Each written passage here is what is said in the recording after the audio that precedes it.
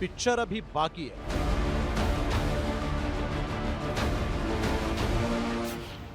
Vote चोरीवरून Rahul गांधींचा भाजपला इशारा।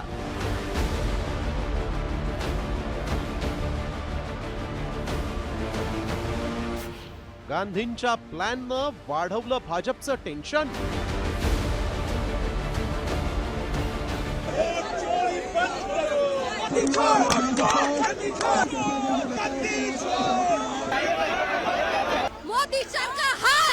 वोट चोरीचा पर्दाफाश केल्यानंतर राहुल गांधींनी आता निवडणूक आयोगाला खिंडीत गाठलं। संसद ते सडकच नाही तर राहुल गांधींनी डिजिटल प्रचारात माहीर असलेल्या भाजपच्याच रणनीतीचा वापर करून निवडणूक आयोग आणि भाजपच्या विरोधात मोर्चा उघडलाय।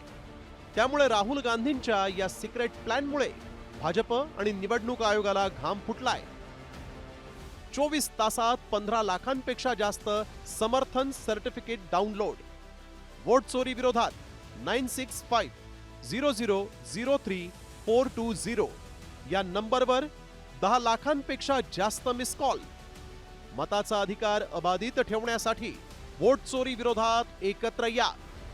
खरं तर विरोधी पक्षनेते बनल्यानंतर राहुल गांधींनी भाजपला चांगलंच धारेवर धरलंय।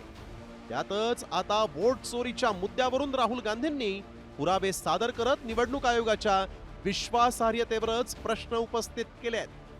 तर दुसरीकडे विखुरलेल्या इंडिया आघाडीची मोठ बांधून संसद ते निवडणूक आयोगाचं कार्यालय असा 300 खासदारांचा मोर्चाही काढला।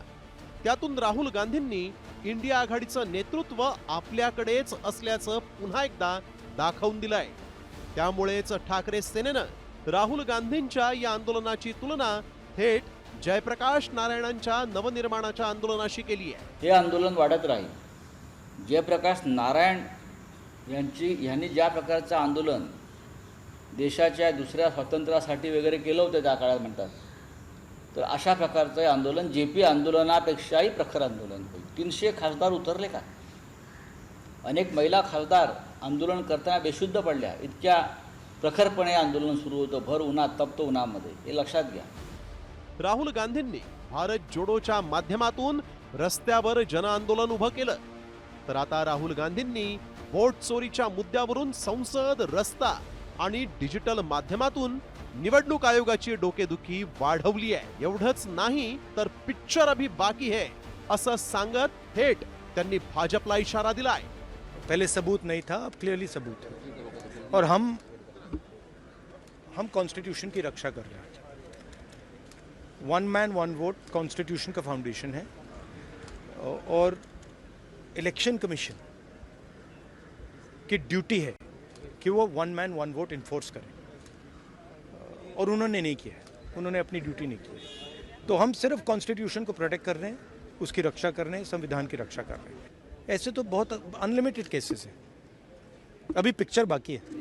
बोगस मतदानाच्या विरोधात दिल्लीत विरोधी पक्षांचे तब्बल 300 खासदार रस्त्यावर उतरले होते। मुळात राहुल गांधींनी छेडलेल्या या मोहिमेला मिळालेलं हे यश मानलं जात आहे।